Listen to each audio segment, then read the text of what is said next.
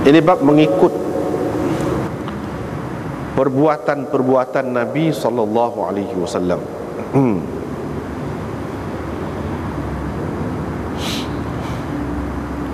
Jadi dengan sanadnya Imam Bukhari meriwayatkan daripada Ibnu Umar, beliau berkata Nabi sallallahu alaihi wasallam pernah memakai cincin emas. Maka sahabat-sahabat pun memakai cincin emas. Lalu Nabi sallallahu alaihi wasallam, selepas itu Nabi sallallahu alaihi wasallam bersabda, sesungguhnya aku telah memakai cincin emas, sambil beliau membuangnya, dan berkata, sesungguhnya aku tidak akan memakainya lagi sampai bila-bila. Fanabadhan nas khawatimahum. Kerana itu sahabat-sahabat pun membuang, yakni tidak memakai lagi cincin-cincin mereka. Ini masih lagi kita di dalam bab al-i'tisam bil kitabi was sunnah. Bab al-i'tisam bil kitab was sunnah, di bawah kitab al-i'tisam. Di antara cara kita berpegang teguh dengan kitab dan sunnah Rasulullah itu lagu mana? Iaitu dengan cara kita ikut perbuatan dia, apa yang dia buat, bukan apa yang dia kata sahaja, apa yang dia perintah sahaja, bahkan apa yang dia buat, apa-apa saja yang dia buat. Kita tengok dalam hasyiah nombor 2 tepi ni. Jadi asas hak ni kalau dalam Quran, kalau kita nak tengok dalam Quran tentang mengikut perbuatan Nabi SAW ini, ialah pada firman Allah, laqad kana lakum fi rasulillahi uswatun hasanah. Situlah asasnya. Sesungguhnya untuk kamu pada Rasulullah itu ada contoh tauladan yang baik, yakni pada perbuatannya itu. Wa qad dhahaba qaumun ila wujubihi. Jadi segolongan ulama mengatakan wajib mengikut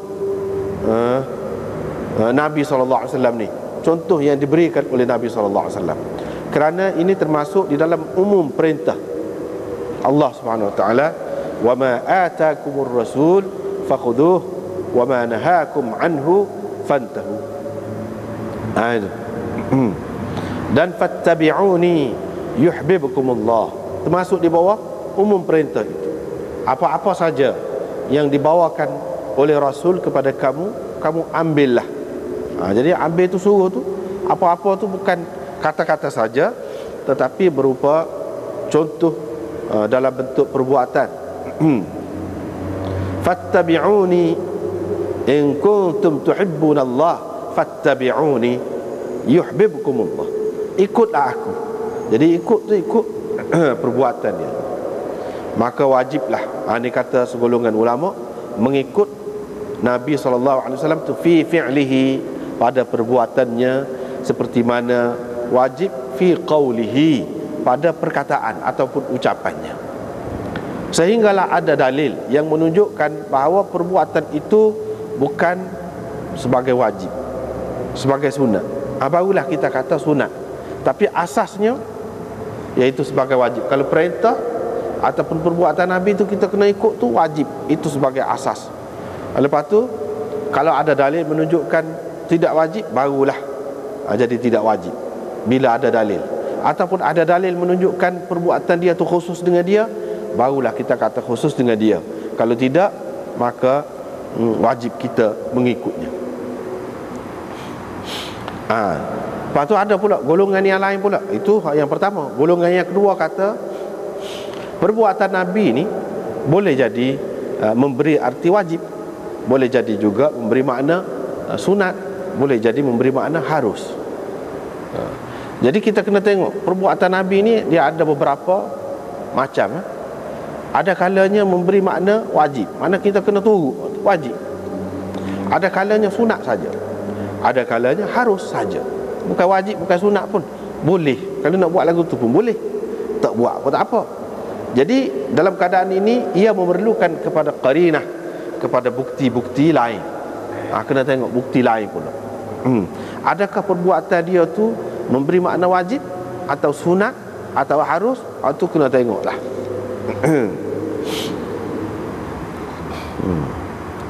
Tetapi jumhur ulama mengatakan secara umumnya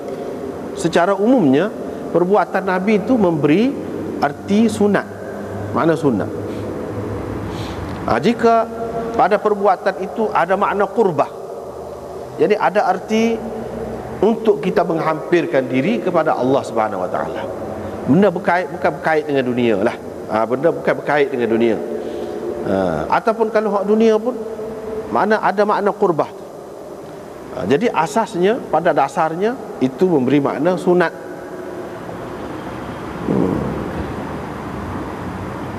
Ada pula ulama yang kata pula, dia kata kita kena tengok perbuatan Nabi itu dia buat sekali ke banyak kali. Kalau sekali boleh jadi untuk menunjukkan harus saja. Kalau banyak kali baru menunjukkan sunat. Kalau dia tak rajin tinggal, menunjukkan wajib. Itu qarinah dia ataupun bukti-bukti, tanda-tanda yang boleh kita pakai untuk menentukan perbuatan Nabi itu memberi makna gap.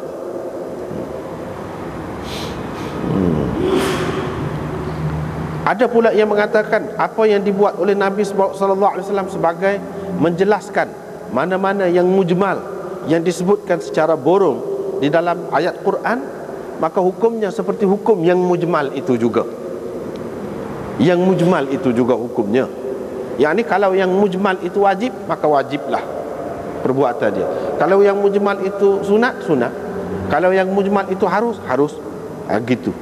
Misalnya dalam Quran sebut secara mujmal, dirikanlah sembahyang. Bagaimana sembahyang? Tak ada ayat. Dirikanlah sembahyang. Jadi perintah supaya mendirikan sembahyang itu wajib ke sunat ke harus? Wajib tu untuk sembahyang wajib lah. Jadi bila Nabi SAW buat lagu ni cara, jadi buat lagu tu cara tu wajib juga, mengikut perintah hak asal tu. Dia buat sembahyang lagu ni untuk menerangkan hak mana? Menerangkan aqimus salah tu. Jadi aqimus salah tu perintah di situ memberi makna ke dia wajib. Bila wajib, perbuatan Nabi dengan kaifiat dia ni pun jadi wajib juga. Gitu. Jadi bergantung kepada hukum hak asal tu. Kalau wajib, wajiblah. Kalau sunat, sunatlah. Kalau harus, haruslah. Jadi kalau nyata wajah qurbah, kata dia, mana sudut menghampirkan diri kepada Allah SWT itu nyata, maka sekurang-kurangnya ia memberi makna sunat.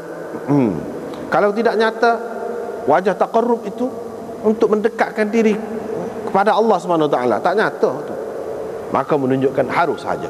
Misalnya Nabi kencing sambil berdiri, adakah kencing tu maknanya perbuatan lagu tu untuk merapatkan diri dengan Allah SWT?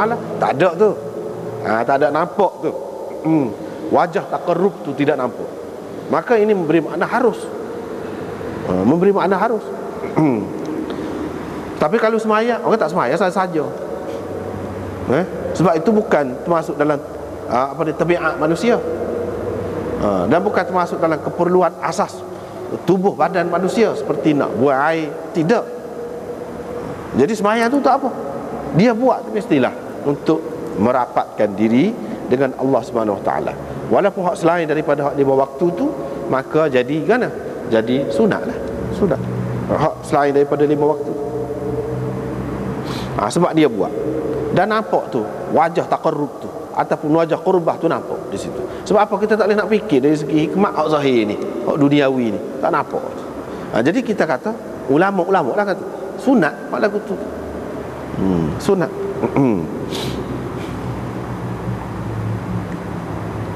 Adapun takrir Nabi SAW terhadap apa yang dilakukan di hadapannya, maka ia menunjukkan harus. Dia kata, ni di luar ni, dalam hasyiah ni.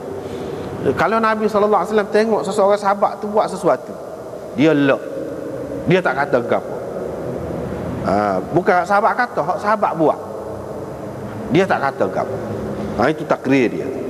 Ini menunjukkan harus. Menunjukkan harus.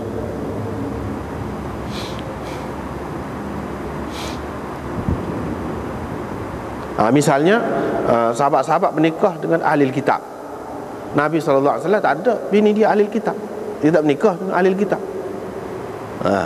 Sahabat menikah, dia senyap, dia tak kata apa. Bahkan dalam Quran ada lah orang sebut boleh dengan ahli kitab tu, dan dia tak kata apa. Dia tidak menggalakkan molek lah menikah, tak ada. Menunjukkan harus. Gitu.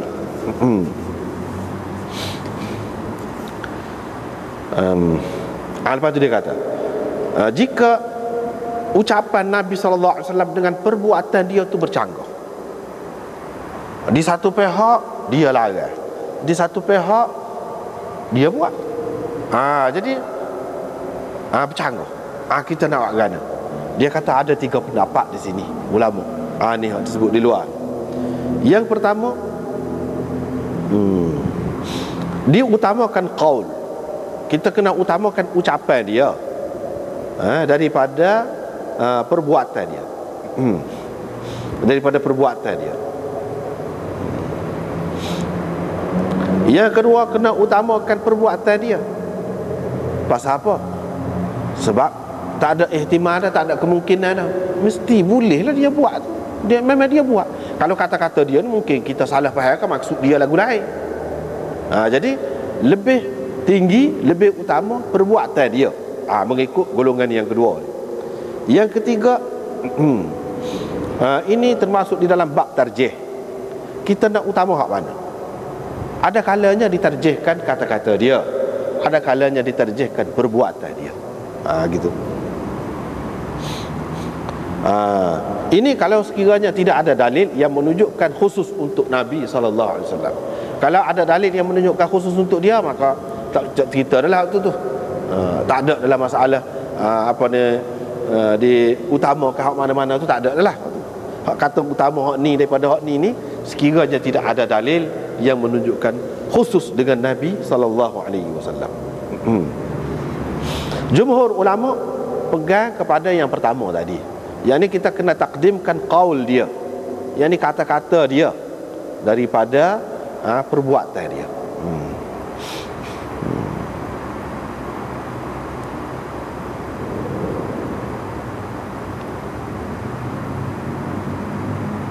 Sebab apa? Sebab ucapan ni dia boleh menggambarkan sesuatu yang nyata, yang boleh ditanggapi oleh panca indera kita, dan yang boleh ditanggapi oleh akal kita. Itu ucapan ni. Ucapan ni dia tidak terikat dengan masa. Boleh jadi hak dia sebut tu bukan nak nyata hari ni, 1000 tahun kemudian, 2000 tahun kemudian, hak dia sebut. Jadi sebab itu lebih kuat hak ucapan dia. Sebab tu hak ucapan ni bukan berkenaan dengan hak zahir ni saja. Boleh jadi hak termasuk di dalam ma'kulat, perkara-perkara yang hanya dapat dicapai dengan akal sahaja. Adapun kalau perbuatan dia tidak, terhad sakat dia. Lepas tu hak zahir saja kita nampak. Sebab itu lebih luas lagi kata-kata dia tu jika dibandingkan dengan perbuatan dia. Sebab kata-kata dia ni boleh dinukilkan sampai kemudian. Perbuatan dia boleh jadi menggambarkan hak semasa saja.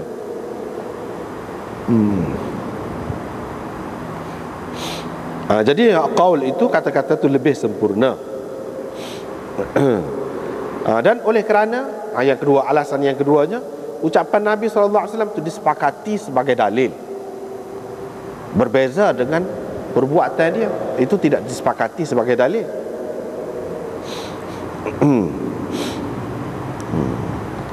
Yang ketiga, qaul itu, ucapan itu sendiri dia menunjukkan makna dia, berbeza dengan perbuatan. Dia perlu kepada wasitah, perlu kepada perantaraan. Yang keempat, ini alasan di jumhur ulama, kalau kita mentakdimkan perbuatan Nabi daripada qaul dia, ini membawa kepada kita mengabaikan ucapan dia, kata-kata dia.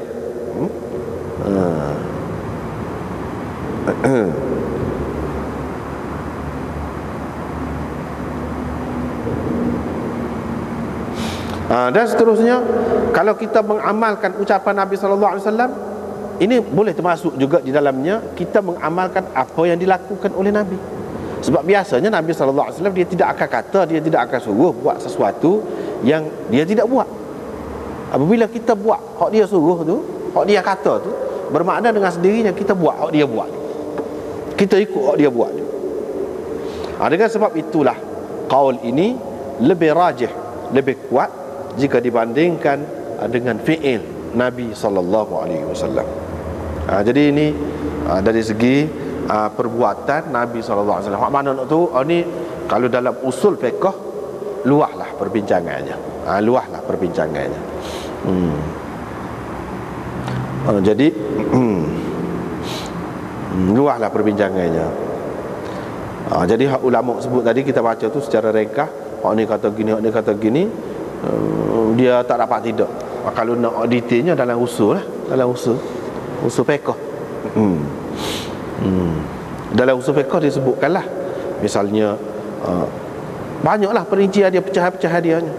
Hak tu masuk dalam sunat ni dia kena lagu mana, contoh dia banyaklah. Luah.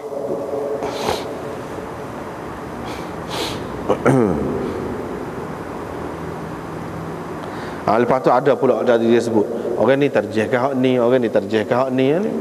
Itu masalah khilaf lah. Itu masalah khilaf. Misalnya Imam Abu Hanifah dia pegang dengan hak Nabi SAW larang sembahyang sunat lepas sembahyang subuh, lepas sembahyang asar. Itu dia, hadis itu dijadikan asas oleh dia. Tapi Imam Syafi'i dan orang yang sependapat dengan dia pula tidak gitu. Tidak gitu. Jadi Imam Abu Hanifah dia pakai tak boleh lepas sembahyang asar, lepas sembahyang subuh dia pakai hadis mana? Hadis qauli. Dia utamakan hadis qauli. Ini sebab dia ada ni. Kadang-kadang orang ni terjih ni, kadang-kadang orang ni terjih ni. Ini masalah usul lah, masalah usul. Adapun Imam Syafi'i dan orang-orang sependapat dengan dia pegang dengan perbuatan Nabi SAW. Di situ asal dia. Perbuatan Nabi SAW. Sebab Nabi SAW pernah bersemayang lepas asar, semayang sunat. Sunat ba'diyah zuhur tu dia tak ada semayang, dia pun qadha sunat tu lepas asar. Jadi dia kata ini menunjukkan boleh. Walaupun dia kata tak molek juga untuk kita buat sunat ni, tapi kalau ada sebab boleh. Dia faham situ. Misalnya hak ada sebab ni lagu. Hak saja-saja tu tak bolehnya. Kata dia hak maksud hak larang lepas asar, lepas subuh tu hak saja-saja. Hak tu hak tak boleh. Tapi kalau hak ada sebab tak apa. Misalnya saat ni naik atas masjid, daripada bawah naik masjid lepas asar atau lepas subuh. Jadi naik atas masjid tu kira-kiranya kena adalah tahiyat masjid. Adalah tahiyat masjid. Jadi boleh ke tidak sembahyang tahiyat masjid tu lepas asar ataupun lepas subuh? Situ benar. Syafi'i kata boleh sebab ada sebab. Sebabnya sembahyang tahiyatul masjid tu dia tidak berlaku, tidak boleh buat sewena-wena bila naik atas masjid saja. Ada sebab, itu sebabnya. Sebab apa tahiyatul masjid tu? Sebab naik atas masjid. Ada sebab lah. Jadi tak apalah kita nak buat lepas asar pun. Semayang sunat wuduk misalnya, lepas wuduk ada sebab. Semayang jenazah misalnya, ada sebab mati. Nak semayang hak masa hak dan masa tu, misalnya. Jadi hak ada sebab lah, tak kira lah. Hak tak ada sebab tak boleh. Dia kata maksud Nabi larang tu dalam qaul dia tu, ucapan Nabi SAW itu maksudnya hak tak ada sebab. Kalau ada sebab tak apa. Lepas tu dia pegang. Ini bukan orang Hanafi kata itu kita tak boleh pegang lagu tu khusus untuk dia tu, kata dia. Dia saja boleh, orang lain tak boleh. Sebab perbuatan ni boleh jadi khusus dengan dia. Hak ucapan ni untuk kita, kata dia. Kita tak boleh. Orang Syafi'i pula kata ya ada dalil yang lain pula. Seorang sahabat dia tak ada semayang sunat subuh, dia pun semayang lepas lepas subuh dia semayang sunat. Nabi tak kata apa. Dia kata ini masalah tarjih. Sebab ada sebab. Dia kira gitu. Tapi orang Hanafi tak saya terima lah. Tak saya terima lah. Sebab apa? apa ni hak sunat saat ni, kalau ia pun, kalau nak qada pun bukan masa dia pada masa tu. Kita kena pakai hak Nabi royak tu. Masa tu tak boleh. Tak boleh. Oh tu asal. Kalau nak qada pun masa lain. Kalau kita nak kata qada, masa lain. So, yang keduanya, dia pertikaikan macam hak semaya subuh saat ni. Hak sunat subuh saat ni, kalau lepas subuh, sunat subuh ni lepas kau sebelum sunat. Dan kalau hak sebelum situ tepat dia, apa kita letak di belakang pula. Dia kata. Jadi hak ni masalah. Sebab itulah dia ada ni. Kadang-kadang orang ni utamakan qaul, orang ni utamakan fi'il. Dia adalah dalil-dalil dia. Dia adalah dalil-dalil dia. Itu sab perkara.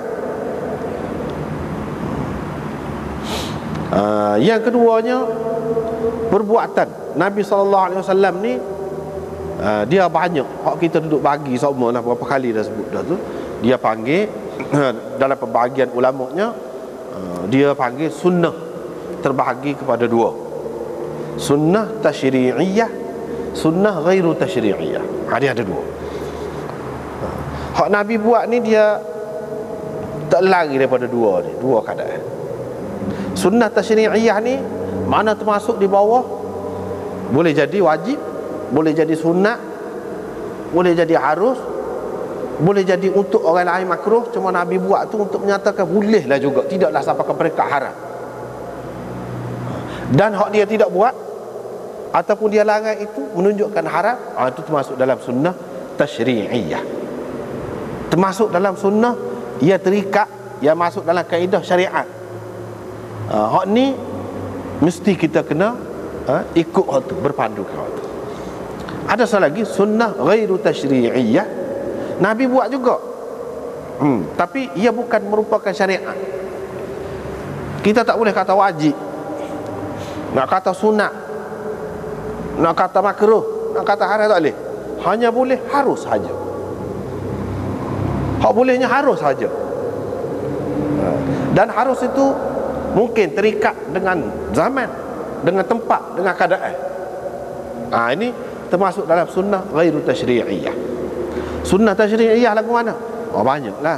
Segala hukum hak kita duduk tahu, halal, haram, gapo ni, wajib, haram, sunat gapo ni, hak tu tasyri'iyah lah tu belaka. Sunnah ghairu tasyri'iyah ni sebagai panduannya, kita nak tahu lagu mana. Benda ni dibuat juga oleh orang kafir pun, tidak khusus dengan orang Islam. Tidak khusus dengan orang Islam. Ataupun alat-alat yang digunakan di zaman Nabi SAW. Dia guna alat ni nak perang, pakai pedang, pakai, ialah alat-alat perang pada masa tu, kuda ke apa tu.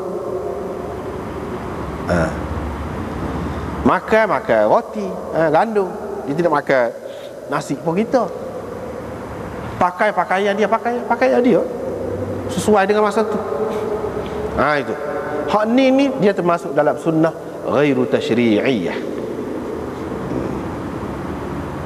Ghairu tasyri'iyah. Dia hanya sunnah ghairu tasyri'iyah ni kalau Nabi, memanglah Nabi ada buat, paling tinggi dia menunjukkan harus saja. Bukan makna wajib kita ikut lagu tu. Sunat kau boleh pahala kau banyak kita buat benda tu. Tak. Mana kalau kita makan roti, kita orang Melayu ni tukarlah belaka. Tukar. Tak. Biar tak kenyang makan roti, cuba kena belajar pasal nak ikut sunnah Nabi biar boleh pahala banyak. Sebab kalau kita makan nasi tak boleh pahala. Pahala hak mengikut Nabi tu. Nabi tak ajar makan nasi. Dia makan roti. Jadi molek ke tidak kalau kita buat lagu tu? Kena ke tidak? Mengikut kaedah ke? Tak. Sebab apa? Sebab sunnah itu ghairu tasyri'iyah. Memang masyarakat Arab, orang Arab, tempat dia tu dia makan gandum, roti. Dia kenyang, dia selesa dengan hal tu. Tak ada kata mengikat orang Islam yang lain, orang makan gol lain ni jadi molek, jadi boleh pahala banyak. Kurang molek lah kalau makan jagung ke pisang ke mana-mana tempat tu. Tak. Makanan asasinya, moleknya gandum. Supaya Nabi makan. Ada. Sebab apa? Sebab Abu Jahal, Abu Lahab, apa pun makan gandum juga, roti juga. Dia pun makan lagu tu. Tak ada beza. Dengan Nabi SAW tak ada beza. Hak ada bezanya lagu mana? Makan tangan kanan. Itu sunnah tasyri'iyah. Sebab orang kafir dia tak ada ikatan makan kanan kiri, ikut dia sedap lah. Ni dari segi adab sekurang-kurangnya sunat. Boleh pahala kalau kita makan tangan kanan sekurang-kurang. Kalau orang tu memang dia selesa tangan kiri, kalau dia ajar makan tangan kanan, boleh pahala dia kerana ikut Nabi. Itu tasyri'iyah. Sebab orang kafir tak ada ikatan lagu tu. So, yang kedua masalah makan, misalnya Bismillahirrahmanirrahim, itu sunnah tasyri'iyah. Orang kafir tak baca lagu tu ketika nak makan. Benda-benda gini, benda-benda gitu, itu termasuk dalam sunnah tasyri'iyah. Tapi roti tu sendiri, makan roti tu bukan sunnah tasyri'iyah. Harus kita nak makan, boleh tak makan pun tak apa, tidak kata jadi kelebihan pasal Nabi makan, tidak lagu tu. Itu ni contohnya. Supaya juga buah gigi dengan kayu sugi tu. Orang kafir pun guna kayu sugi juga dulu. Jadi sebab tu sunnah ni kalau kita nak faham, kita kena faham maksud dia, tujuan dia, hak tu paling sesuai untuk setiap zaman. Maksud dia nak suruh bersih, jaga kebersihan mulut, gigi tu. Maka gigi kita akan jadi sihat, tahan lama. Dan dari segi untuk ibadat pun Allah SWT lebih suka. Ikutlah dengan gapo pun. Ya, kalau kita kata ada kelebihan kayu sugi, ada kelebihan tu. Orang kafir pun reti juga kelebihan. Orang kafir lah ajar orang kita gapo ni, goni dalam makan ni ada vitamin, vitamin ni dia reti juga. Bukan kata orang kafir tak ada segala kebaikan, dia tak ada. Orang Islam saja reti benda molek. Ada. Jadi orang kafir zaman jahiliah dulu pun pakai gosok tu juga. Bukan orang kafir ni tak gosok gigi langsung, ataupun dia gosok dengan benda lain. Tak. Nabi guna alat yang diguna semasa dia. Bukan kayu sugi ni sebelum pada tu orang tak tahu guna. Nabi mari dia royak. Sebelum pada tu tak ada orang guna. Semua orang lain tak ada guna. Tidak lagu tu. Bermakna perbuatan Nabi dengan menggunakan alat tertentu itu termasuk dalam sunnah juga, tapi sunnah ghairu tasyri'iyah, bukan sunnah tasyri'iyah. Mana kita tidak semesti terikat untuk nak dapat kelebihan dengan alat itu. Maksud tu baru maksud dia nak suruh bersih, jaga mulut, jaga gigi. Tu maksud sebenar. Tak kira lah alat ke apa, barulah sesuai. Zaman sekarang ni orang doktor guna macam-macam alat. Pakai bateri lah, pakai elektrik lah untuk buruh gigi. Dan buruh gigi tu pula macam-macam pula. Jadi boleh juga, kita boleh pakai sesuai juga kalau kita ikut faham molek sunnah. Kalau tidak, setengah-setengah orang dia kata itu tidak sunnah. Hak sunnahnya pakai kayu sugi. Dia silap tu, silap faham. Tapi kadang-kadang orang lagu ni dia kata kita silap pula.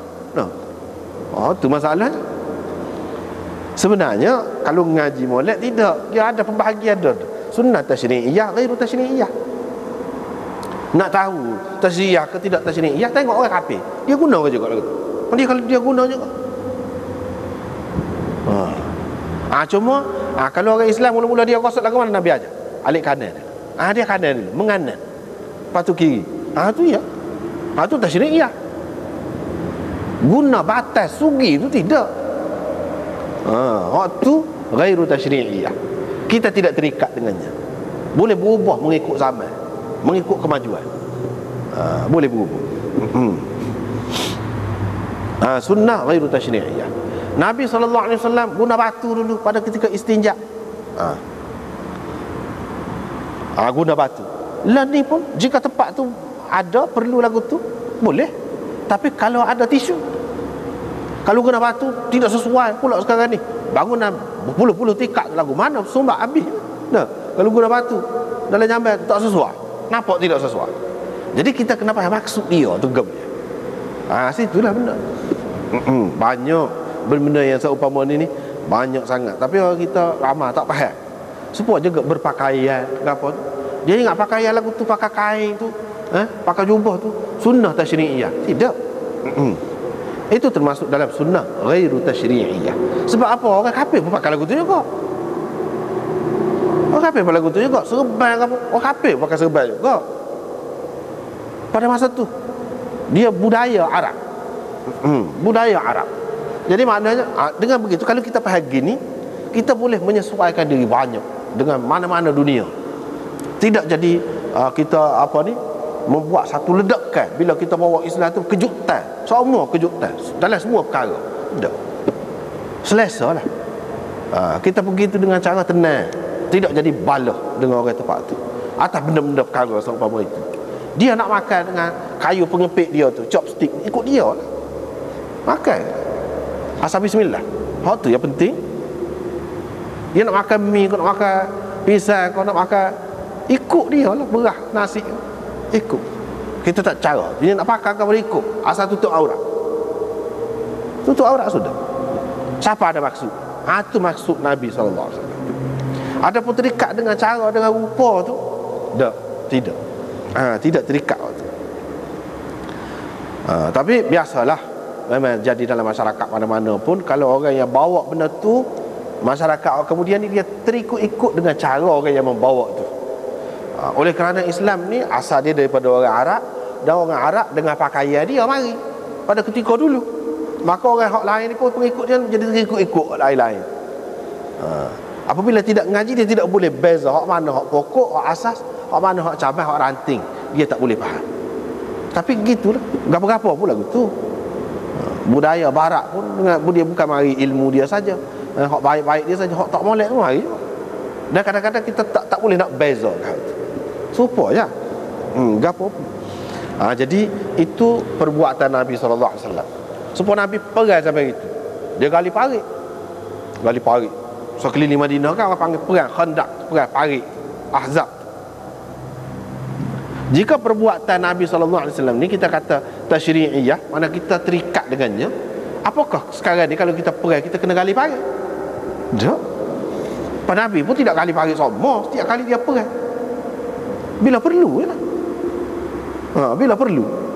Keperluan itu memang nyata pada masa tu. Sebab orang berkuda berjalan kaki bila gali parit dalam ni, luah ni, kuda lompat tak lepas. Jadi dia akan jatuh dalam tu. Dia akan jatuh tu senang dia nak panah kalau dia nak apa dia. Terkawal lah di Madinah tu. Zaman sekarang ni tak ada faedah dia gali parit. Orang mari dengan kapal terbang, dengan jet. Tidak payah jet pun, atas perlu berpandu. Nak ke dia parit. Jadi tak ada makna. Tak ada makna dah semua tu. Dengan sebab itu kita kena faham, Nabi SAW dia memilih apa yang sesuai dengan zaman tu, apa yang baik.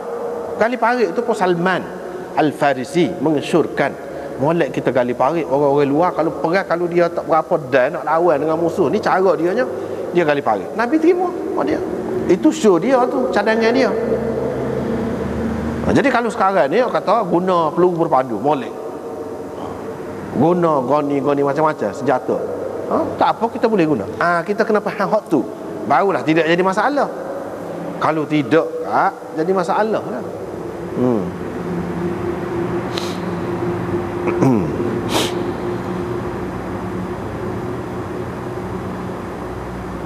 Ini semua termasuk di dalam sunnah ghairu tasyri'iyah. Nak tahu sunnah ghairu tasyri'iyah ni, kita tengok orang kafir guna ke tidak pada masa Nabi. Kalau sama juga guna, itu bukan sunnah tasyri'iyah. Kalau Nabi ada guna juga tu. Kecuali ada perincian macam saat ni, makan tu baca bismillah, atau lepas makan basuh tangan misalnya. Tu ada. Tu lah. Sebab orang kafir mungkinlah dia tak cara sangat benda ni. Itu berkenaan dengan perbuatan Nabi SAW. Jadi hak kata kita kena ikut tu hak mana? Sunnah tasyri'iyah. Tu perbuatan Nabi. Hak termasuk dalam tasyri'iyah. Hak ghairu tasyri'iyah tak termasuk. Tak termasuk tu. Paling tinggi dia harus saja jika perlu. Tapi gali parit sekarang ni tak perlu pun. Tak harus apa bukan. Kalau kita gali lagu tu, walaupun Nabi pernah gali dulu parit, tak harus dah kita mengambil langkah itu. Sebab apa? Memenatkan diri saja, tak ada faedah. Dia kena ambil langkah lain. Sebab itu kata sunnah ghairu tasyri'iyah ni ada kalanya tak boleh turun, tak sesuai dah dengan zaman. Hak sunnah ghairu tasyri'iyah. Kalau kita tu bala kepada kita sendiri. Itu kerana kesilapan pahaman kita. Itu sunnah ghairu tashri'iyah. Hak kata ikut ni sunnah tashri'iyah. Jadi hak dia nak ceritanya malam ni, hadis kita baca ni, sahabat-sahabat tu begitu nak turut Nabi SAW, sehingga dalam perkara-perkara yang tidak termasuk dalam bab agama lah, bab semayang, bab ibadat pun dia turut juga. Ini satu lagi istilah kita panggil ittiba'. Ittiba' ni dia terbahagi kepada dua. Ittiba' suri, ittiba' haqiqi. Ittiba' suri, ittiba' haqiqi. Ittiba' haqiqi tu hak naknya, hak sebenar. Jadi mengikut Nabi hak sebenar. Maksud Nabi SAW apa dia? Dia suruh berpakaian, maksudnya menutup aurat. Kan bila kita tu menutup aurat, berarti kita mengikut Nabi, termasuk di dalam ittiba' haqiqi. Tapi kalau kita baca dalam hadis ni, kita kata Nabi SAW pernah pakai jubah lah, selalu pakai jubah. Kita pun pakai jubah. Pasal nak suruh rupa tu, dari segi zahir tu serupa dengan Nabi SAW. Itu orang panggil ittiba' suri. Mana tak mesti kita terikat dengan cara tu, tak mesti. Tapi kalau kita buat juga hanya dari segi zahir saja serupa, tapi dari segi hakikatnya tak mesti. Dari segi hakikatnya tak mesti serupa. Sebab zahir ni maklumlah, orang boleh buat macam-macam dalam keadaan pakai jubah, pakai apa pun, boleh buat macam-macam. Hak tu tidak maksud. Hak maksudnya menutup aurat. Kalau kita ikut gitu juga, ialah kita tak buat benda tak boleh. Kita nak suruh serupa boleh, tapi ittiba' suri itu orang panggil. Maknanya bukan suatu yang mesti kepada kita, bukan suatu yang mesti. Bahkan kalau kita kata kita nak makan roti semacam apa kata Nabi makan roti, boleh. Ittiba' suri lah tu orang panggil. Tidak ada sesiapa pun yang mewajibkan kita ataupun yang mengatakan sunat kita buat lagu, tak ada. Kita sendiri buat, ikut. Tak ada siapa kata kena tukar kita, tak ada. Lagu tu. Jadi ittiba' haqiqi, ittiba' suri. Ittiba' haqiqi lagu mana? Kita naik kapal terbang sekarang ni, naik kereta, kita ikut Nabi tu, ikut maksud dia, hak dia nak. Iaitu Nabi SAW bila nak pergi berjalan jauh, dia naik kenderaan. Kalau jalan kaki boleh juga, siapa juga kalau lupa tu pun. Kita kata dia nak pergi daripada Mekah ke Madinah, kalau jalan kaki siapa juga. Tapi buat apa dia naik unta, buat apa dia naik kuda? Nak suruh sepak-sapak. Dan kenderaan yang paling pantas, paling cepat pada masa itu kuda. Nabi telah menggunakan kuda. Kalau kita sekarang ni ambil kenderaan lain yang lebih cepat lagi daripada itu, apa salahnya? Maksud Nabi nak gitu juga. Itu orang panggil ittiba' haqiqi. Kadang-kadang ittiba' haqiqi ni zahir nampak tidak serupa dengan Nabi, tetapi hakikatnya memang hak itulah yang dikehendaki. Hak itulah yang paling lebih. Kadang-kadang lebih lagi daripada hak ittiba' suri tadi. Kalau kita ikut suri, tapi kalau tidak sesuai dengan zaman, tidak sesuai dengan masa, tak ada maknanya. Bahkan boleh jadi kalau Nabi SAW ada, kita di Tuhan beri jumpa dengan dia, marah kita. Sebab dia suruh jadi bodoh lagu ni. Orang naik kereta, naik kapal terbang apa, mulut naik unta, kerana nak ikut aku. Aku tidak maksud lagu tu. Dia akan kata gitu, kira-kiranya. Sebab bukan gitu hak dia ajarnya. Dia nak suruh kita ikutnya, iaitu ittiba' haqiqi, bukan ittiba' suri. Hanya ittiba' suri ni mungkin adalah kebaikan je dari segi mendidik, dari segi pendidikan pelajar-pelajar untuk dia kenal lagu mana, suasana Nabi SAW, pakaian dia, hanya sekadar gitu. Maksudnya tak ada apa. Tak ada apa. Inilah yang dia kita panggil ittiba'. Sahabat-sahabat ni dia nak sangat ittiba' suri sekalipun. Hak zahir pun dia nak suruh-suruh. Sebab itulah dia bila Nabi SAW pakai cincin emas, buat dia pun pakai kata. Nabi tak suruh. Nabi tak suruh, dia nak suruh serupa dengan Nabi SAW. Sahabat-sahabat dia begitu nak suruh serupa ni, ada setengah-setengahnya. Seperti Ibnu Umar, Nabi SAW licin, rebah, nak rebah, dia buat nak rebah kata. Itu contoh ittiba' suri tu. Apa boleh kau buat lagu tu untuk orang lain lah. Dia tu, itu hal dia, kita suruh ke dia lah tu. Ada orang ni terlalu minat sangat kepada orang ni kan, dia sampai nak suruh-suruh berlaku. Tu atas dia lah, terpulang kepada dia. Tapi untuk orang lain tak perlu. Tak perlu. Untuk orang yang tidak ada hal ataupun satu keadaan jiwa yang khusus itu tak perlu. Jadi sahabat-sahabat ni bila Nabi pakai cicimah pakai kata. Lepas tu Nabi SAW satu hari tu dia kata dia pakai cicimah. Lepas tu dia pun buat. Tak saya pakai sampai ke bila dia kata dia. Dia je. Dia pun buat tu bukan makna tahu bazir pula harta tu. Mana buat tak pakai lah. Sahabat-sahabat pun buat juga, tak pakai. Ini dalam perkara-perkara hak kecil-kecil ni sahabat ni ikut. Apa lagi dalam perkara-perkara hak besar-besar. Maknanya gitu. Jadi seboleh-bolehnya kita ikut Nabi ni dalam semua perkara lah. Dalam semua perkara. Tapi cicimah ni tak boleh. Sebab apa? Nabi SAW pernah pakai. Lepas tu dia kata dia tak boleh pakai sokmu. Jadi tak boleh pakai sokmu tu menunjukkan ini tidak harus. Dan ada lagi hadis-hadis yang lain yang menunjukkan tak boleh untuk lelaki lah. Perempuan tak apa. Perempuan tak ada masalah. Untuk lelaki. Sahabat-sahabat pun buat juga. Jadi ini orang panggil ittiba' suri, bukan ittiba' hakiki.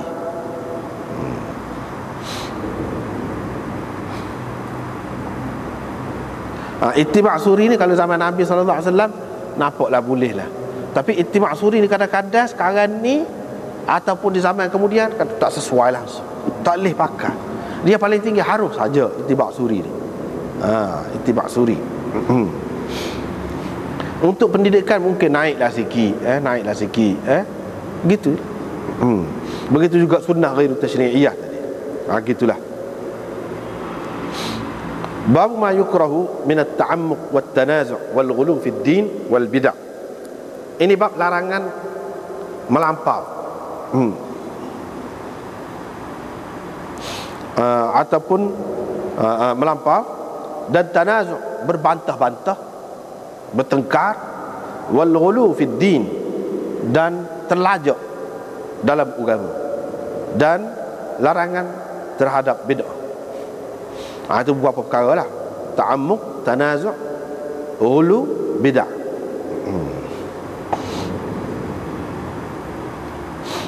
Kerana firman Allah Ta'ala, wahai ahli kitab, janganlah kamu melampau dalam agama kamu, dan jangan kamu katakan atas nama Allah kecuali yang benar. Diriwayatkan daripada Abi Hurairah, qala Nabi sallallahu alaihi wasallam, dan seterusnya. Ini kita sudah baca dah banyak kali dah jumpanya. Jadi larangan ini yukrahu ni bukan makruh maksud sini. Kalau dalam kitab hadis ni selalu kita jumpa yukrahu, karahiyah, karahah, kebanyakannya menunjukkan larangan. Dan larangan itu maknanya haram, tidak boleh, kebanyakan. Tapi ada juga yukrahu ni dengan makna makruh, seperti yang dipakai oleh ulama mutaakhirin, ada juga. Tetapi banyak di dalam kitab-kitab hadis ni yukrahu dengan makna dilarang, maknanya haram, tak boleh. Tak boleh. Suatu kesalahan lah. At-ta'ammuq, iaitu melampau ataupun terlajak, lebih kurang lah dengan ghulu tu. Yani at-tashdid fil amr hatta yatajawaz al-hadd. Yang ini kita ambil hak payah, hak payah, hak susah dalam agama. Ini makna dilarang, tak boleh. Sengaja kita menyusahkan diri kita dalam agama, tak boleh. Tidak diajar lagi tu ta'ammuq. Menyusahkan diri sehingga melampaui had, melepasi batas, itu tak boleh. Itu makna ta'ammuq.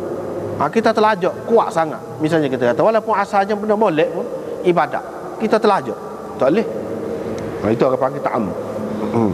Menyusahkan diri. Kita tak boleh puasa, kita nak terbaik semacam puasa, tak boleh. Itu ta'ammuq orang panggil, terlajak tu. Siapa menyiksa diri agama tidak nak lagu tu. Tidak nak lagu tu.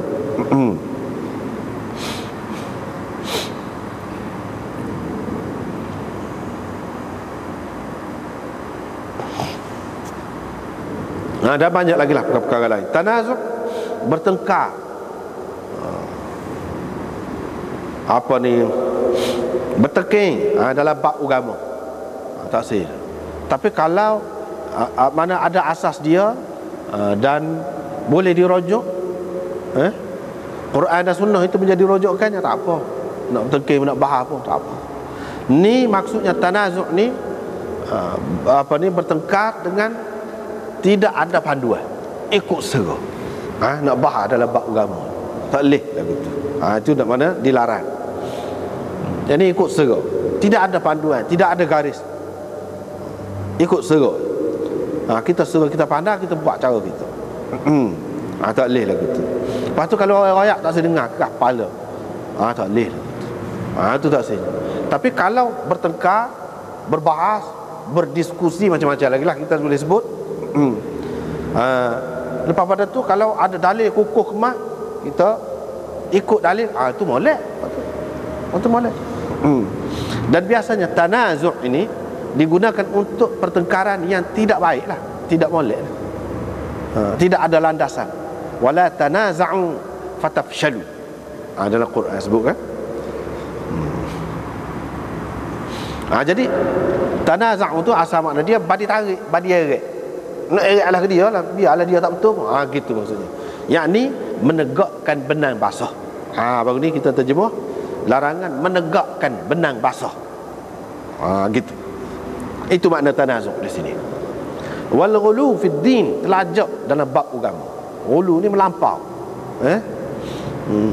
Hak sepatutnya diletakkan dia tu tarah tu saja, Nabi tu, kita letak angkat dia sampai ke Tuhan, jadi Tuhan. Itu ghulu. Ghulu ni biasanya dia berkait dengan apa ni, telajak di dalam bab akidah, yang mana akibatnya sekurang-kurangnya membawa seseorang itu kepada bid'ah, dan kemuncaknya menjadikan seseorang itu kepada kafir, menjadi rosak akidah dia. Ta'amuk ini mana telajak dari segi amalan, perbuatan. Dia ada bagi dua. Seperti orang-orang Yahudi, ghulu telajak dia nya dalam bab akidah ni lagu mana? Nabi Isa ni dia kata anak zina. Nabi Isa ni anak zina, hanya pelekeh gitu. Orang Yahudi. Orang Kristian pula akad Nabi Isa ni sampai jadi Tuhan. Sampai jadi Tuhan.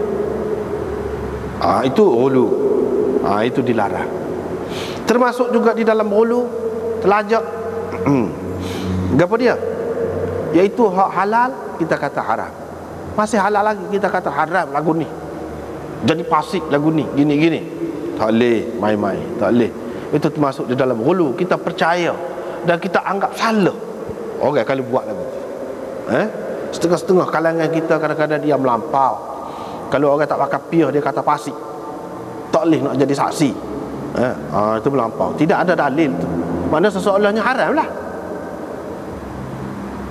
pada anggapan dia hanya haram, dan dia pandai tak molek lah, kurang lah dari segi agamanya orang. Kerana benda-benda seumpama ini orang panggil ghulu sampai ke peringkat percaya gitu, tak boleh lagu tu.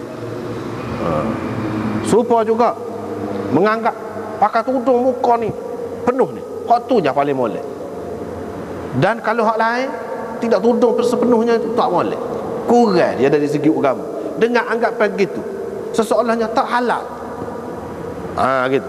Ghulu tu orang panggil. Tu bahaya lah tu, unsur-unsur ghulu lah tu. Unsur-unsur ghulu dalam agama. Supaya juga setengah-setengah kalangan kita menganggap orang perempuan tak boleh langsung keluar rumah buat kerja, tak boleh. Tak boleh cari makan. Orang Tina hanya duduk rumah saja. Maknanya seseorangnya dia mengatakan tidak halal. Ghulu juga termasuk dalam ghulu juga tu. Hak sunat dibuat macam wajib, dianggapnya wajib, dibuat macam wajib. Itu termasuk dalam ghulu. Sebab tu Imam Malik dia kata puasa ni bid'ah. Puasa ni. Jadi ulama-ulama kata apa Imam Malik kata gitunya? Kan banyak kan hadis Imam Malik pun tahu hadis tu. Jadi ulama-ulama kemudian dibahas, dia kata maksud Imam Malik kata bid'ah tu kalau orang buat hak tu sebagai wajib. Maknanya kalau kata raya kita tak raya lagi. Nanti lepas raya mula-mula kan, hari pertama tu raya lah, makanlah, lepas tu hari yang kedua tu dia puasa lah. Lepas ni hari tu baru dia raya sekali. Siapa dia kata lagu tu? Hak lagu ni Imam Malik marah benar ni. Hak kata bid'ah tu. Kalau dengan anggapan begitu, siapa kecek pun jadi gitu. Sebab itulah kadang-kadang benda sunat ni pun kita kena beringat juga. Kalau siapa kau jadi macam wajib, orang ni keliru jadi macam wajib, itu tak boleh lah tu. Kalau kita terbaik buat semacam, jadi hulu. Kita kena ajar orang ni bersederhana dalam agama. Biar letakkan kedudukan benda tu pada tempatnya. Jangan jadi hulu. Takut jadi hulu lah. Takut jadi hulu. Kalau tidak jadi tak apa. Kalau tidak jadi tak apa. Memang benda sunnah. Sebab itulah Imam Ibn Taymiyah mengatakan kalau baca surah ni, sajdah ni pada tiap-tiap jemaah, baca sama lagu tu, bid'ah kata dia. Jadi setengah-setengah orang dia kata apa kata bid'ah, memang ada dalam sunnah. Supaya Imam Malik tadilah ada dalam sunnah. Tapi maksud dia tu lagu mana? Situ yang kita kena faham. Kadang-kadang ulama ni kalau tidak, jadi skor buruk lah kita. Bukan masalah. Jadi kadang-kadang orang bila Ibn Taymiyah dia kata nyacai lah, pakat kata lah, pakat pukul dia lah, hentam dia lah, bukan Ibn Taymiyah. Pak Imam Malik kalau kata puasa tu bid'ah tu lagu mana? Imam besar gitu mu, tak ada orang khilaf. Sebab tu supaya je Ibn Taymiyah kau Imam Malik kau siapa supaya kita kena faham maksud dia tu. Mana kalau sampai keliru orang, seseolahnya malam pagi Jumaat ni lagu ni cara semaya subuhnya, lagu lain tak boleh. Kalau sampai perekat tu memang jadi bid'ah dan termasuk dalam ghulu tu kalau sampai perekat tu. Dengan sebab itu kalau kita nak buat apa-apa royak molek memanglah dalam mazhab Syafi'i memang sunnah. Kalau kita semaya pada subuh pada pagi Jumaat tu baca tu surah tu memang sunnah. Nak buat sama pun tak apa. Mazhab Syafi'i memanglah, tapi kena royak, jaga kita melera kita orang lain. Jadi sebab apa yang ulama ni bahas gitu ni? Kalau nampak terlajak dia pekak buisan. Takut ghulu lah. Ghulu ni dia berkait dengan akidah. Orang tu akan faham gitu. Orang akan faham. Padahal benda ni sunat, jadi macam wajib. Tak boleh lagu tu. Hak haram jadi halal, tak boleh. Hak halal jadi haram, tak boleh. Jangan sampai jadi keliru gitu. Ini termasuk dalam ghulu dalam agama. Begitu juga termasuk dalam ghulu dalam agama ni, mudah-mudah kita nak mengkafirkan orang, memfasikkan orang, tak boleh. Itu termasuk dalam ghulu. Kerana perbezaan mungkin pendapat, perbezaan dari segi politik, misalnya kita kata dia kafir, tak boleh. Itu termasuk dalam ghulu juga dalam agama, tak boleh.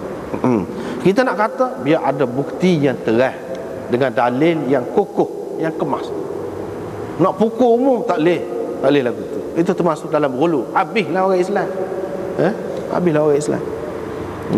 Supaya juga termasuk juga dalam ghulu. Apa dia? Kita kata kena belajar lagu ni, akidah ni. Kalau tidak tak sah akidah. Ghulu tu. Kalau tidak tak kenal Tuhan lah mu. Kita kata lagu tu. Sedangkan Nabi tanya, kita sudah jumpa kan baru ni dalam Abu Daud. Kita sudah jumpa dah. Di mana Tuhan? Fa asyarat, dia isyarat langit. Aku siapa? Kau Rasulullah.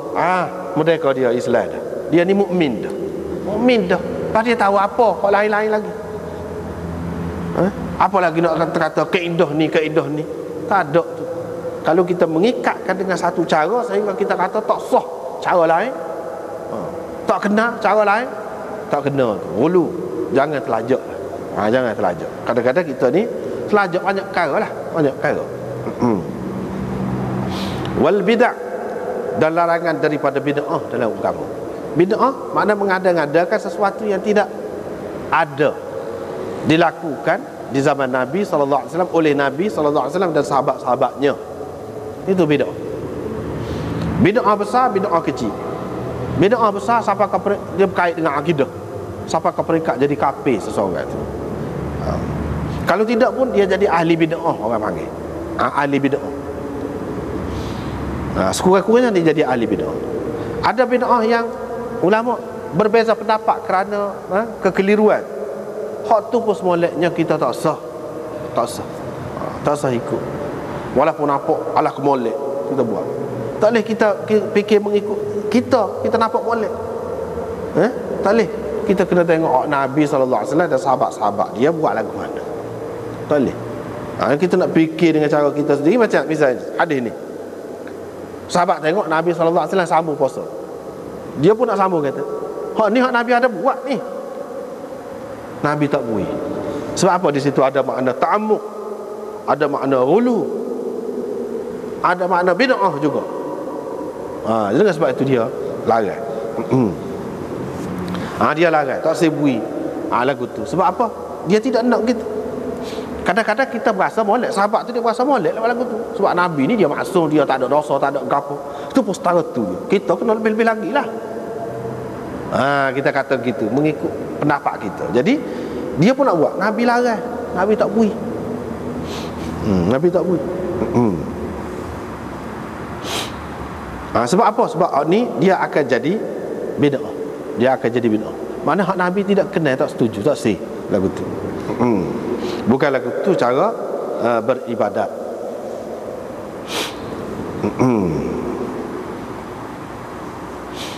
Jadi hak moleknya kita dalam masalah bid'ah, hak orang panggil khilaf dari segi amalan ni pun kita tak usah buat lah. Tu hak moleknya. Sebab apa?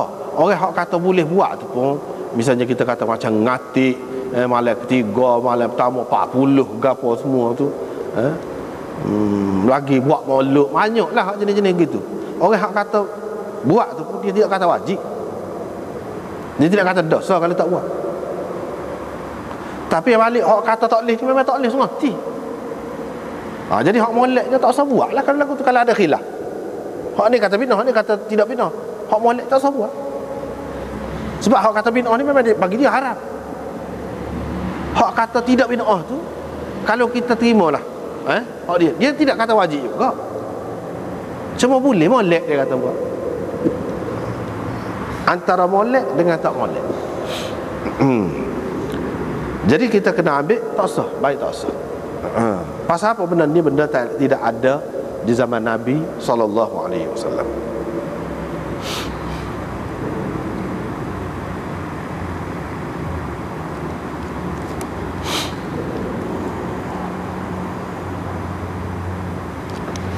Lepas tu seterusnya hadis, kita jumpa banyak kali dah hadis. Lepas tu bawah ni hadis Sayyidina Ali. Sayyidina Ali pernah berucap di atas mimbar daripada batu bata, dan dia pakai pedang. Maknanya adalah di tubuh dia tu ada pedang, yang mana tergantung di pedang itu satu lembaran kertas ada situ. Dia pun kata, demi Allah, tidak ada pada kami apa-apa kitab, apa-apa catatan yang lain yang kami baca ataupun yang dapat dibaca kecuali kitab Allah. Lepas tu ada dalam lembaran inilah. Dia pun buka tu. Maknanya waktu tu dia gulung, kalau kita kata lipat kau, dia pun buka tu, nasyaraha. Dia buka tu. Di dalam tu ada hukum tentang omong unta untuk nak beri zakat, omong unta untuk boleh kita bayar apa-apalah, diat ke apa kau kita kata. Dan dalam tu tersebut Madinah ni tanah haram, daripada air nama tempat kepada sekian. Sesiapa yang mengadakan perkara bid'ah di Madinah itu, laknat Allah menimpanya dan manusia, malaikat dan manusia sekaliannya. Allah tidak menerima daripadanya amalan fardu dan sunat. Dalam tu juga ada jaminan orang Islam itu sama. Orang yang paling rendah pun boleh memberi jaminan kepada seseorang itu, bagi perlindungan kepada seseorang itu. Sesiapa yang membatalkan ataupun menyia-nyiakan jaminan seseorang Muslim, maka dia dilaknat oleh Allah, malaikat dan manusia sekaliannya. Allah tidak menerima daripadanya apa tadi juga amalan fardu dan sunat. Dan di dalamnya rupa-rupanya ada, kami tengok, kata dia, sesiapa yang mengaitkan dirinya dengan bukan mawalinya, bukan tuannya, dia mendapat laknat Allah, malaikat dan sekalian manusia. Allah tidak menerima amalan fardu dan sunat daripadanya. Itulah. Ni juga ni kita sudah jumpa banyak kali juga ada ni. Berapa kali dah Imam Bukhari sebut. Menunjukkan bahawa orang Syiah duduk kata ni ada dengan Sayyidina Ali mushaf gotulah, macam-macam lah, Jafar lah, kitab Jafar lah, macam-macam lah. Itu semua karut semua. Tak ada. Sayyidina Ali kata ni ada. Ni tak ada rahsia-rahsia kan. Rupanya Sayyidina Ali nampak dah orang ni nak akad dia ni, nak cerita, nak kaitkan dengan dia ni banyak. Sampai sekarang ni banyak benar lah. Pada masa tu dia nampak dah bunga-bunga tu ada. Dengan sebab itu dia kata dulu lagi tak ada benda istimewa, benda khusus hak Nabi bagi kepada dia selain daripada hak ni. Dengan ini tertolak semua hak ajaran hak Syiah itu kata tak ada. Ada kitab gani hak Sayyidina Ali tulis ni. Lepas tu ada Quran hak susunan Sayyidina Ali ni. Itu semua karut semua. Tak ada. Susunan Sayyidina Ali mengikut tertib nuzul turun ayat Quran, itu susunan Quran Sayyidina Ali. Tak ada, semua tu karut. Ada pula dalam Quran dikatakan Quran Mushaf Ali itu ada surah walayah lah, surah Ali lah, macam-macam. Itu semua karut semua, tak ada.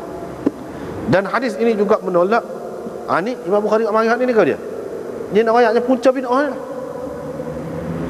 Jadikan Ali itu sebagai tokoh dan dikaitkan macam-macam ajaran yang tak betul dengan dia. Bid'ah.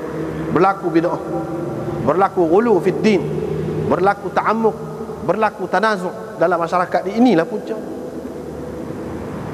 Pasal kita tidak ambil hak asal, tidak membezakan hak ni hak saya, hak ni tidak saya ikut, ambil berlaku. Itu berlaku. Dan ini juga menolak hak puak-puak tasawuf kata dia ada tarekat dia. Tarekat ni sampai kepada Sayyidina Ali berlaku. Nabi bagi rahsia ke dia. Dia seorang aja ilmu tarekat. Orang lain Nabi tak bui.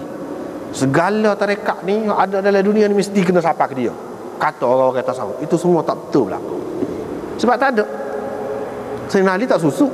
Hak ni dia tak ada. Tak ada orang lain. Hak lain-lain itu semua orang lain-lain lah. Semua sahabat-sahabat lain lah. Kalau ada hadis, semua sahabat lain. Gitu je lah.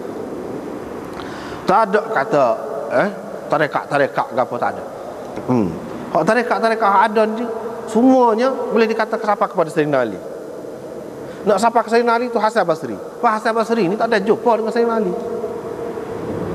Ulama-ulama hadis sepakat tak jumpa, kata dia. Tak ada dengan Sayyidina Ali.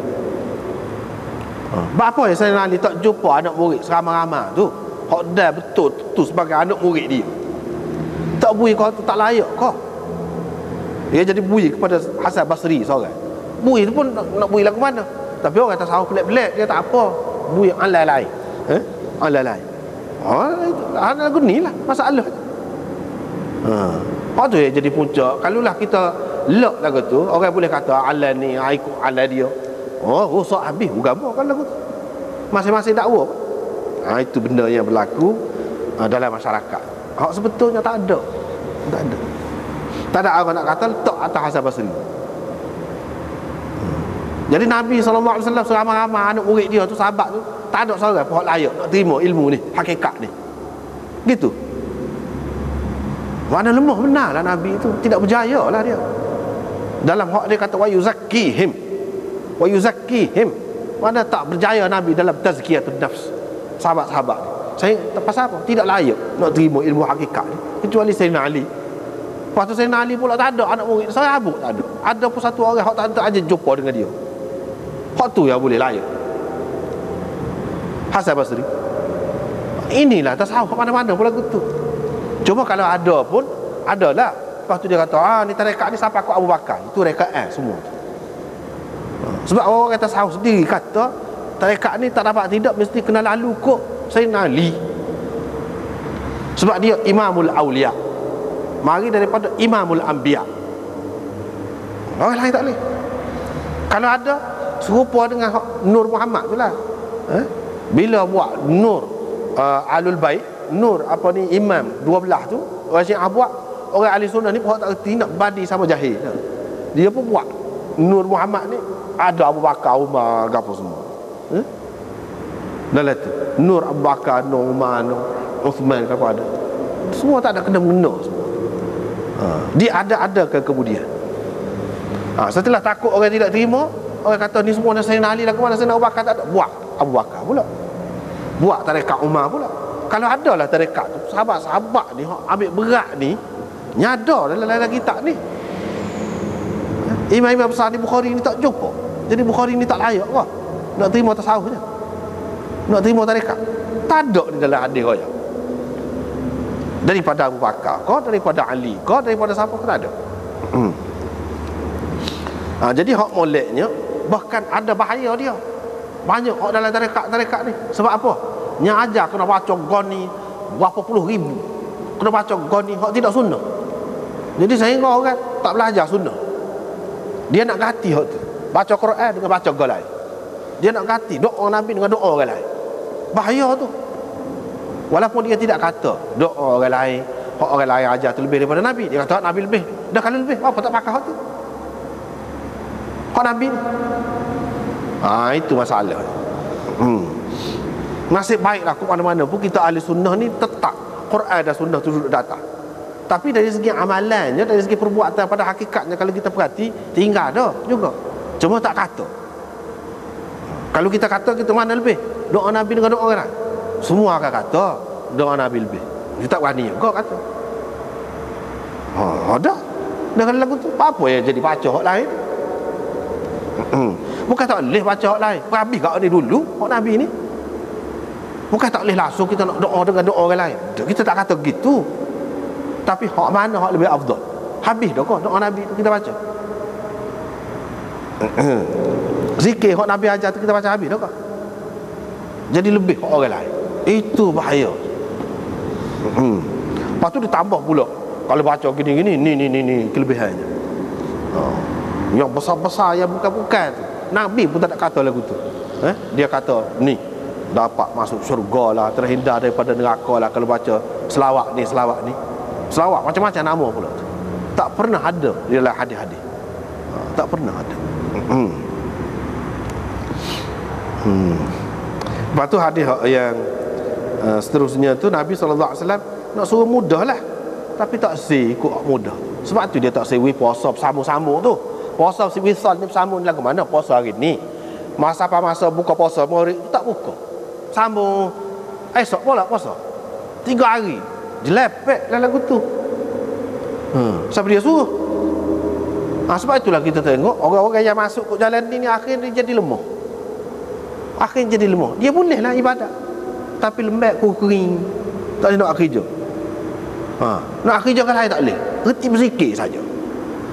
Padahal Nabi dulu ajar sahabat-sahabat dia lagu tu kau. Dia pergi perang kata tu. Dia buat kerja kuat-kuat tu. Macam mana? Tapi kita tengok orang-orang yang ikut cara ta'amuk ni, ulu ni, dia jadi lemah. Akhirnya dia boleh buat begitu. Kerja dia begitu.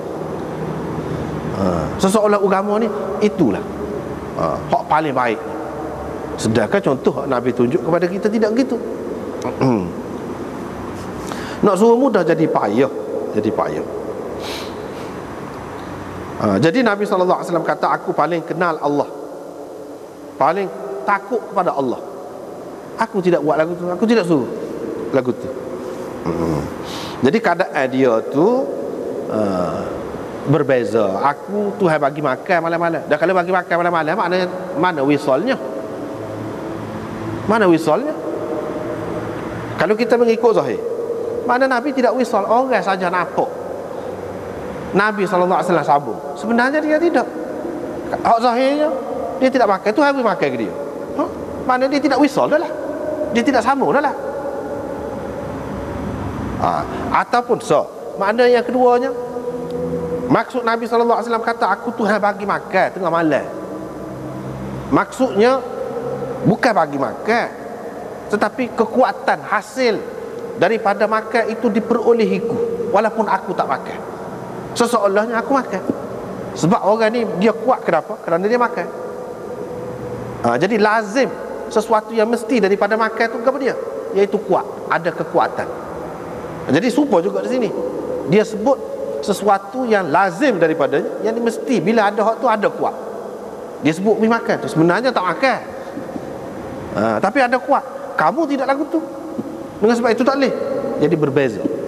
Itu yang kedua, pendapat yang kedua. Kalau kita kata hak pendapat hak zahir, mana Nabi makan tengah malam. Abi tu bukan tengah hari. Tengah hari puasa, tengah malam makan. Lepas tu tak nak nampak makan hak dunia. Tuhan beri makan. Beri makan hak mana tak tahu. Maknanya dia tidak wisal lah.